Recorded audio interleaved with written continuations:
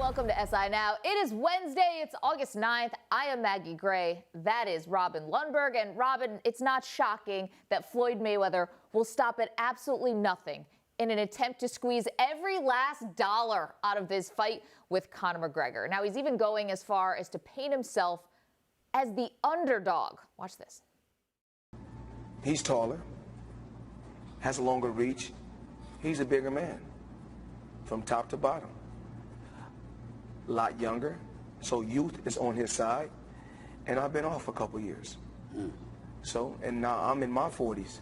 So, you know, if you look at everything on paper, it leans towards Conor McGregor. Okay, Robin, do you believe that Floyd actually thinks this, that Conor is better on paper? Not if that paper includes betting odds. I mean, no.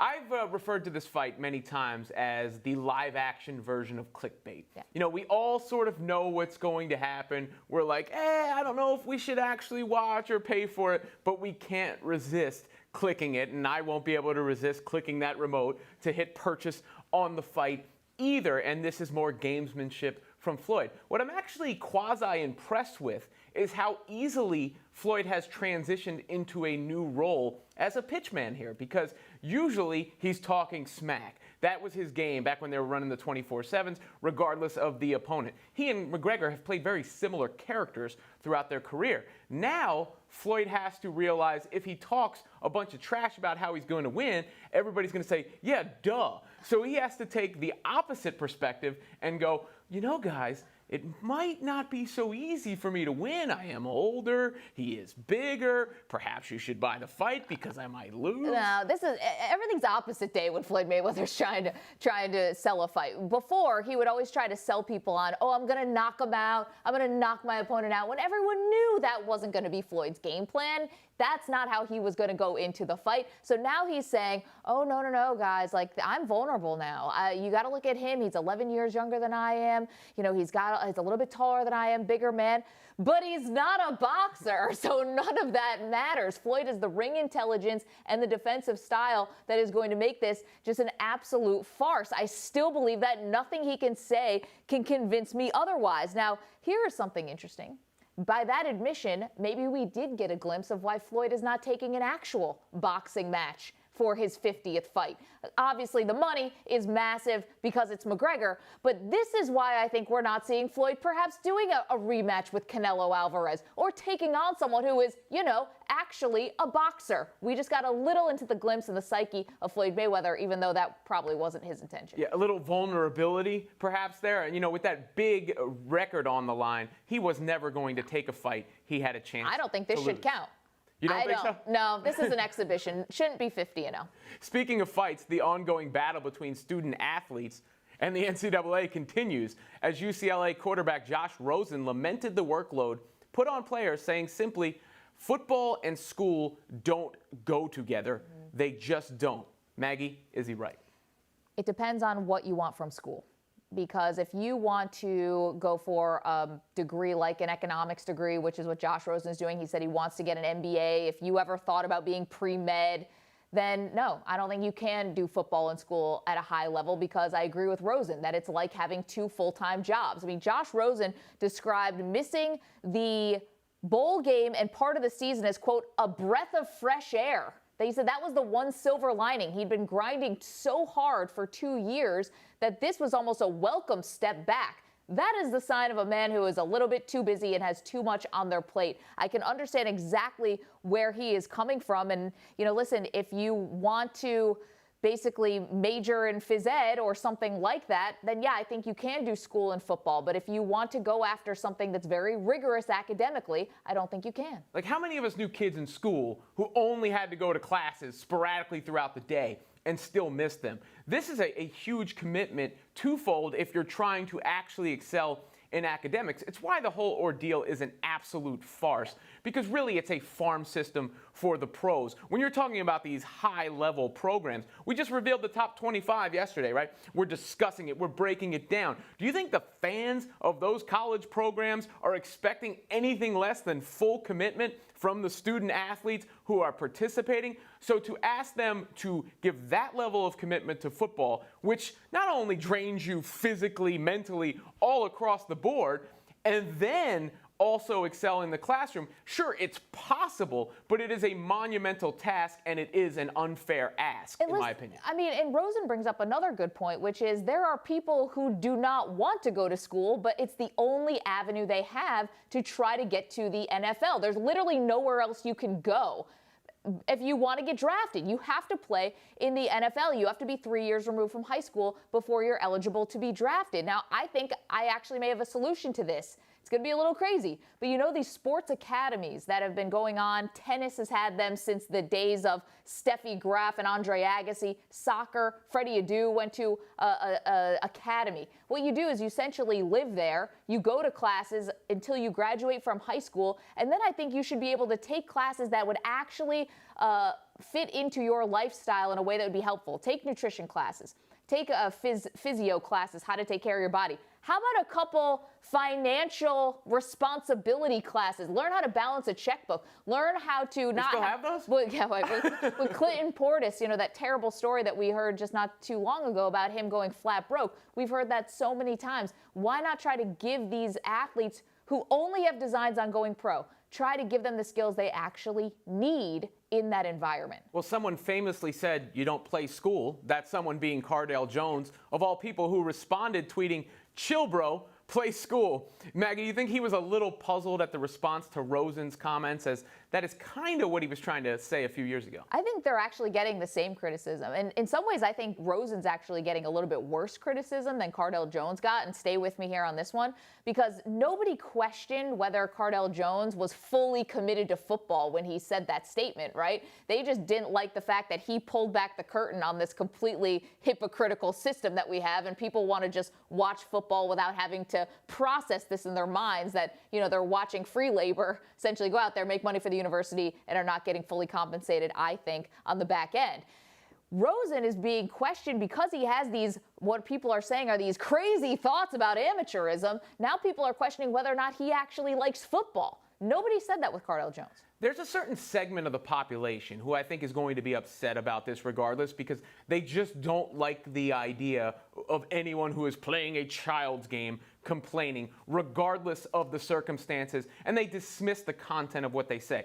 Because if you look at these two guys, generally someone in Cardale Jones's position is told to be appreciative of the situation in the scholarship. And then someone in Rosen's position is told he's entitled or spoiled. So you really can't win when you're speaking out, because yeah, these guys may be better off than other people. That doesn't mean that there's no validity to their points. Absolutely, and it doesn't mean that we can't change things moving forward. I think a lot of response to this is people sort of throw up their hands and they say, well, I mean, how are we going to change the system because they're making so much money the way it is that the people in charge don't have any incentive to change the system? But it's going to be guys like Rosen and Cardale Jones at the most high-profile position at the biggest schools who hopefully can have some kind of influence here. Yeah, I don't think, I mean, you offered one, we have the perfect solution, but something needs to be done to change this, as this is not a topic that is going away. Speaking of some football players who are actually compensated for what they do on the field, Devonta Freeman agrees to a new deal with the Atlanta Falcons, making him the highest paid running back in the NFL, pending whatever Le'Veon Bell's situation is there in Pittsburgh. But he's going to make about $41 million, according to reports, about $8 million per year. Yep. Is this the right move for the Atlanta Falcons to pay Freeman? Definitely. And I'm looking at the Atlanta Falcons. This entire season is all about confidence, projecting it. It's almost like the building's on fire and someone's standing out front like, hey guys, nothing to see here. Everything's good. Because the way they lost that Super Bowl last year, I would be shocked if this locker room isn't the most fragile of any in the NFL. We saw what happened to the Seahawks just a couple of years ago. You lose the Super Bowl in such a devastating way like they did, it's so easy to start pointing fingers. Now, I'm wondering how many they're pointing at Kyle Shanahan because he's out the door to San Francisco, and that might be easy to say it was his fault, he had a bad second half game plan, etc. But you have to do everything you can to keep the homeostasis of your locker room where it is, because I feel like no matter how many leaders you have in that locker room, how many leaders does Seattle have, it's very fragile at this moment. I feel like it could fall off the cliff at any time. And so if signing Freeman, signing anyone is going to help sort of maintain it's all good. We're good. We're just trying to reload for another Super Bowl run. If that does anything to help in that endeavor, you got to sign him. He's a heck of a player. I mean, he's second in the league in yards per scrimmage from scrimmage over the last 2 years, behind only Julio Jones, his teammate there. And here's the thing with these NFL contracts. I never make anything about the guy being the highest paid at his position, because every new contract winds up being the highest paid at that position, right, regardless. So some people are always taken aback. Well, this guy doesn't deserve to be. That's just the way the market plays out. The thing that always stands out to me the most is how little NFL players are paid compared to their counterparts in other sports. I believe this contract would make Freeman the 160th highest paid player in Major League Baseball and the 132nd highest paid player in the NBA, and he plays the most popular sport and is basically a human projectile for a living. Do you think you can name 162 players in Major League Baseball? Absolutely not. We're going to sit here until you actually name all of those. Okay, let's look at Facebook. Of course, we are streaming live. We have comments that are coming in. All right, these are a lot about Josh Rosen. Something here for you. He says, basically, if Josh, let's see. Oh, going here. Sorry.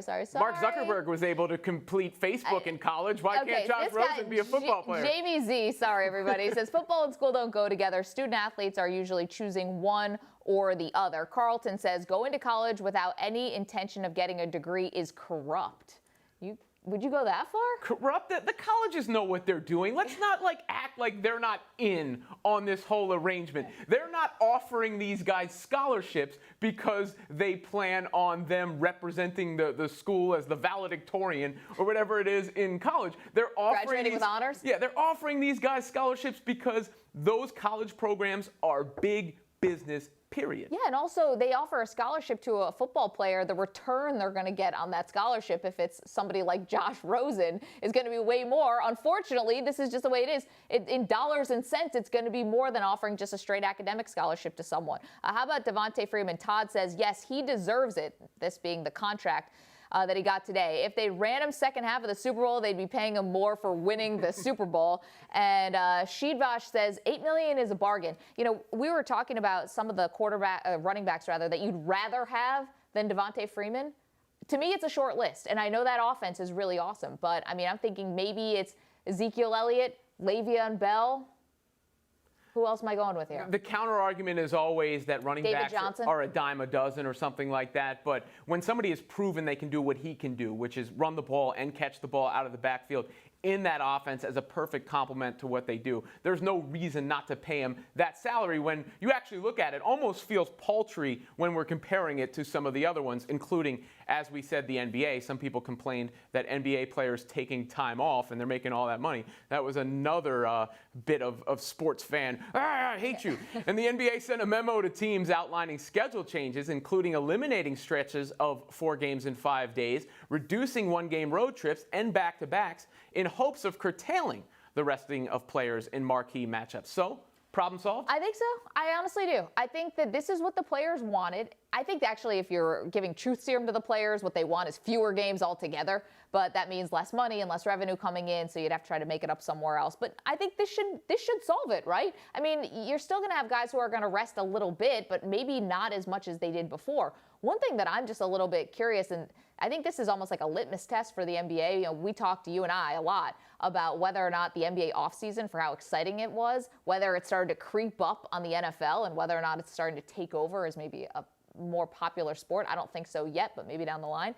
They're going to start doing a lot more games on Sundays now. They're going to go directly head-to-head with the NFL, which is something that the NBA kind of shied away from for a really long time. So this is, I think, a little toe in the water for the NBA. They're going to say, how do we actually stack up when it's a full slate of football games? Well, they're not there as far as head-to-head eyeballs. Definitely not. But I do think they're there as far as a conversation starter. I think the NBA is the biggest conversation starter. But regardless of whether you're a big NBA fan like I am, I think objectively, you have to praise how proactive they've been as a league. They've looked at some of their issues and said, all right, here's what we need to address and fix. And then beyond even the issues inherent to the game. They've looked at some of the broader societal issues and been progressive in that regard as well. So the league appears to be in a very healthy position, and one of the sole complaints was the resting of players, which may be eliminated a little bit here. Okay, so what happens now? We've seen the commissioner's office give out fines to especially the San Antonio Spurs and other teams when they've rested their stars. So what happens now? If the NBA goes through this entire thing where they make the schedule, a little bit more light and lax and loose and just more spread out, and players still sit with the frequency that they did before, then what does the commissioner do?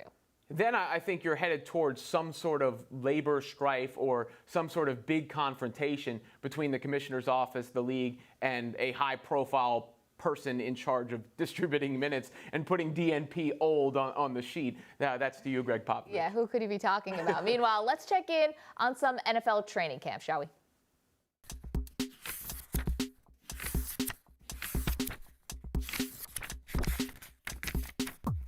We welcome in now Albert Breer of the MMQB, and we're going to go places courtesy of Toyota. Let's go places as he is in Patriots camp right now. And Albert, I suppose the natural question is, should we just pencil them in to win the AFC East yet again at this point? I don't think there's much of a question that they're the overwhelming favorite in the AFC East. The team that was probably the top challenger is the Miami Dolphins. Now they're going through a quarterback switch. How quickly do they assimilate Jay Cutler into what they're doing? And I know he knows the offense down there, but there's going to be a process of learning his new teammates, learning the program. And so, it feels at least like they've got as firm a grip on the division as they've had at any time over the last 15 years, and that's saying something. Is there any potential weakness that could make them poachable? Well, it is sort of like, I think the one thing that you can probably point to as a potential weakness that could get them at some point was the pass rush. 2 years ago they had Chandler Jones there. Last year they did a decent job piecing it together after they traded Jones to the Cardinals. But now Chris Long's gone. Coney Ealy's gotten off to a slow start in training camp. They traded for him from the Carolina Panthers. And that means they're going to be looking for a lot more from young guys like Trey Flowers, a third-year player out of Arkansas, and rookies like Dietrich Wise. And so I think if there's one area where you really look at and you say there could be some potential weakness here, it's probably in the front seven in general and in particular in the pass rush. But, it's not like there's a fatal flaw in this roster. The great equalizer, of course, being the potential that there could be injuries down the line, which is something every team's dealing with. Albert, you were at Chicago Bears camp. We know Mike Glennon is going to start the first preseason game for Chicago, but what factors will be most influential in the decision on whether or not to start Mitchell Trubisky over Mike Glennon in week 1 of the season? Yeah, I don't think it's even a consideration at this point, Maggie. As far as the people I've talked to, they're going to see what they have in Mike Glennon. And maybe down the line, and I'm talking about in October, November, December, that changes. But they invested $19 million in Mike Glennon for 2017, and he's on a 3-year, $45 million deal. So one of the benefits of doing that was that, if they went and drafted a rookie like they wound up doing, that they'd be able to sit that player. Mitch Trubisky isn't ready to go yet. And so this gives them an opportunity over the course of September and October to get a good look at Mike Glennon. And if they wind up in a position where they're contending, then there's no way they're going to the rookie. If we get to, around Thanksgiving and they're 4-8 or something like that, well, then, obviously circumstances can change and the rookie can the rookie could get a chance to go and play. But right now, as it stands, he's still got a long way to go. They spent the spring trying to teach him how to spit a play out in the huddle, how to take a snap, really basic stuff. And so I don't think that they would think it would be fair to Trubisky to put him out there. And again, they want to get answers on just who Mike Glennon is as a starting quarterback after investing all that money in him. You've been around a lot of teams this offseason, including the Colts. Andrew Luck still not practicing due to his shoulder injury. No one seems to know when he will play. What is his status? Well, my understanding is they still feel good about the potential that he could play in week 1, but they're not going to press anything. Here's the main thing. They are, in essence, in a rebuilding year. But the fact is they don't feel like right now, under new general manager Chris Ballard, that their roster is in a position to compete for a championship.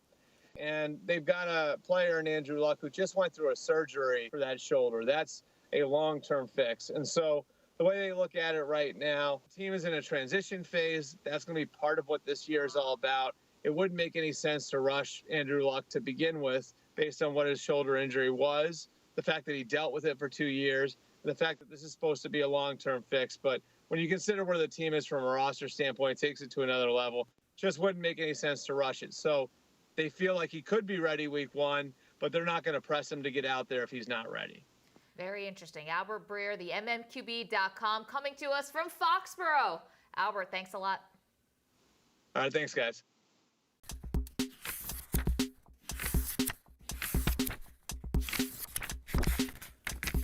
1 week after his worst outing of the season, giving up 7 runs in 5 innings, it's fair to say that Chris Sale has bounced back. Sale fan 13 and gave up only 2 hits and no runs in 8 innings last night. That is our adrenaline performance. You know it's presented by Toyota. Let's go places. Robin, Sale and the Red Sox extended their lead in the AL East to 4 games. But let's look ahead, shall we? Which pitching matchup would you most want to see in the postseason? I'd have to go with Sale and Kershaw. That would probably be a matchup between 2 teams and 2 pitchers that would draw some attention in a particular high-profile series there. But the matchup I actually want to see is not him against the pitcher. I want to see Sale against the Yankees because I would like to see the Red Sox and the Yankees renew that rivalry to the point where it is a topic across sports talk period. Yeah, I think so. I think that there's a great chance of that happening. I actually want to see Sale and Scherzer. I want to see the Nationals finally get to a World Series. I mean, we've been talking about it for a long time. The team has finished either first or second place in their division since 2002. Harper, an MVP, has not been past the division series. And then even just take it away from the pitchers for a sec, I mean, how about a little love for Ryan Zimmerman? 13 years with the Washington Nationals. I think it's about time they get deep into the postseason. Let's see what they can do. Somebody who may be calling some of those games, Major League Baseball senior umpire Joe West, was suspended 3 days for comments he made about Adrian Beltre, calling him the biggest complainer in the game. The catch is, Beltre believes West was kidding and the suspension was unnecessary. Here's the tweet that explains exactly what Adrian Beltre had to say. I don't usually side with umpires, Maggie, but was this foul by MLB? It is. What's up with baseball overreacting to things, right? You flip a bat, you get hit by a baseball. You know, you joke with a player, you get suspended for 3 games. I thought this was a complete overreaction, but I do have a solution. And it may be called the Adrian Beltre doctrine when it's done, which is take balls and strikes out of the hands of the umpires and make it automated. You have individual strike zones. We can do this all with computers now, lasers, whatever. You have the strike zone for every single person. You still have the umpire behind home plate, so for the theater of actually calling the balls and strikes, but someone's behind with a computer in an earpiece going ball, strike, ball, strike. That way Adrian Beltre can't complain, because what are you going to complain against the computer? And that doesn't put this umpire in a bad position. They're still going to make the safe and out calls at home plate. You still need the umpire to keep the order in the peace, but take the balls and strikes out of their hands. You know, I'm with you. I feel bad using this as the jumping off point if West did nothing wrong, but I wouldn't even have the umpires behind the plate in that regard, because then there is somebody for them to voice their frustration to. I'd automate that. I mean, I'd put a pitching clock in there. Why is the bullpen phone still on a cord? You know, like, who even has a phone with a cord in their house? Yeah. You know, like, just go ahead and text away. Get that guy ready. Bring him in. Snapchat's like, bring in the lefty. Meanwhile, Giancarlo Stanton surpassed his career high in home runs last night. He clubbed his 38th dinger against the Nationals. He's 4 shy of the Marlins' single-season record of 42 home runs hit by Gary Sheffield back in 1996. Now, Stanton has hit 12 long balls since the All-Star break. It's the most in baseball. Robin, is it an absolute complete waste of talent that Stanton is on the Marlins, who have absolutely no expectation of even making the postseason, let alone a World Series? Absolutely. It's a waste of his talent. I think their payroll is 18th. He has to make up a big percentage, a chunk of that. So they could arguably be better off spreading the money around rather than paying him. But I'm not going to fault him because he's producing. And baseball is essentially an individual sport masquerading as a team sport. Yeah. There is some stuff that you can do to affect somebody else, like, you know, how many pitches you make the pitcher throw or communication on defense, little things. But basically, it's you against the pitcher when you get up to bat, and there's nothing you can do beyond your plate appearance. And Stanton is producing up to par with his contract. So it's not his fault that the Marlins are struggling. I know. I almost want to say, all right, the expectation should be higher for the Marlins just because Giancarlo Stanton is so good and is having such a great year. Like, shouldn't they be a contender? But you really can't put that expectation on them just because one guy happens to be producing so much more than everyone else. I mean, you have to really put it, I guess, on the general managers and the teams, because they're the ones who are not only handing out the big contracts, but not doing their due diligence and putting the talent around the big contracts. So it's a shame because Stanton is having this fantastic year, and there's just no chance. It's not even that there's no chance we're going to see him in the postseason. There's no expectation to see him in the postseason. I just feel like there's something that just doesn't add up about that. And you'd think if they were willing to hand out the money to him, then they'd be willing to spend the money to put the team around him. Yeah, I know, but have you seen the cost of a starting pitcher these days? Yikes. Meanwhile, the PGA Championship kicks off on Thursday, the final major of the golf season tier. But forget predictions. Let's talk golf course etiquette. We hit the links with MMA fighter Cub Swanson, and the game became a little rougher than we expected. Hi, I'm UFC fighter Cub Swanson, and I'm here today to show you guys some proper golf course etiquette.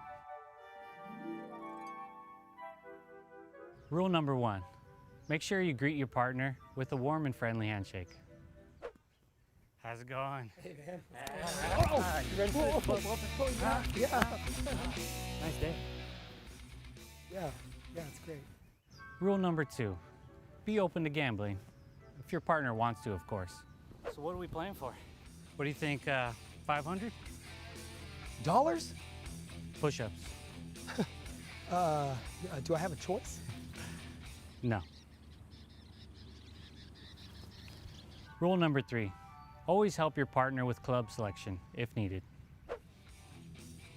So what do you think? 130 yards, definitely pitching wedge. It's an 8. Okay. Rule number 4, always celebrate your partner's successes with enthusiasm. Oh! Woo! Yeah! Oh yeah! Give me that. Oh, all right. Rule number 5, always protect your partner from the dangerous wildlife on the golf course.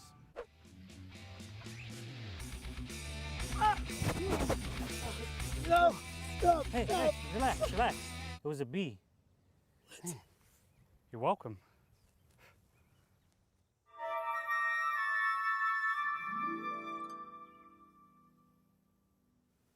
That was really funny. All right, before we go, Felaini of Manchester United took a soccer ball straight to the face against Real Madrid. Now, what was painful for Felaini was hilarious for us. Check out that photo. This is like milliseconds after being hit just right in the kisser. Hat tip to Associated Press's Boris Grandowski, who snapped the pic. Hope that I pronounced that right. Was that soccer ball made of adamantium? He looks like his version of the Tom Brady courtroom sketch, or a really bad wax statue of himself, right?